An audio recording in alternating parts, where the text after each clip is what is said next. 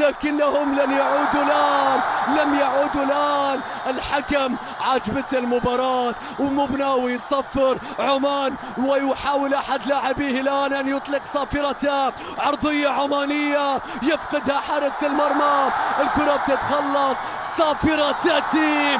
العراق بطلا لخليجي 25 أم ماذا؟ هل هناك راية وتسلل؟ هل هي صافرة التسلل؟ العراق لم يفز بعد. يا لهذا الروماني، يا لي حشوف هذا دخل أرضية الملعب يعتقد يا ساتر يا ساتر على كرة القدم. ما أجمل كرة القدم، ما أمتعها، ما أجمل لحظاتها، ما أجمل روعتها، ما أجمل لحظاتها وثوانيها وجنونها. الكرة التي تتلاعب بنا، انظروا كيف يحتفلون الآن، استمعوا إلى أصواتهم.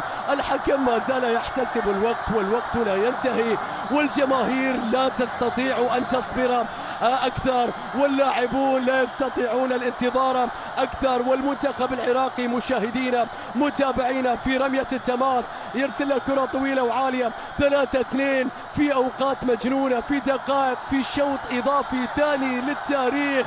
الأبطال وحدهم يكتبون التاريخ، يصنعون التاريخ. العراق بطلا لخليج 25 في البصرة للمرة الرابعة في تاريخها، وستجد طريقا لشفاء جراحك التي ظننت أنها لن تشفى أبدا. احتفل يا عراقي، اصرخ يا يونس، مناف يونس مناف أوصلهم إلى البطولة الآن. احتفل يا محمود، احتفل يا عراقي.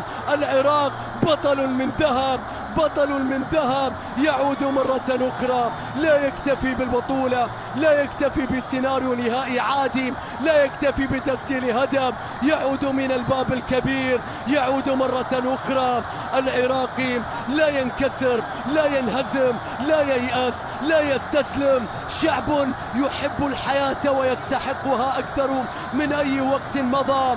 شكرا لكل العراق، ومبروك لكل العراقيين قيادة وشعبا، وبالتأكيد لاعبين وجهاز فني وكل من ساهم في إنجاح وتنظيم هذه البطولة. يا للحظات الفرح، يا لجنون كرة القدم، يا للأوقات والدموع التي تنهمر، اجعلها تنهمر الآن. العراق يستحقها، العراق يستحقها.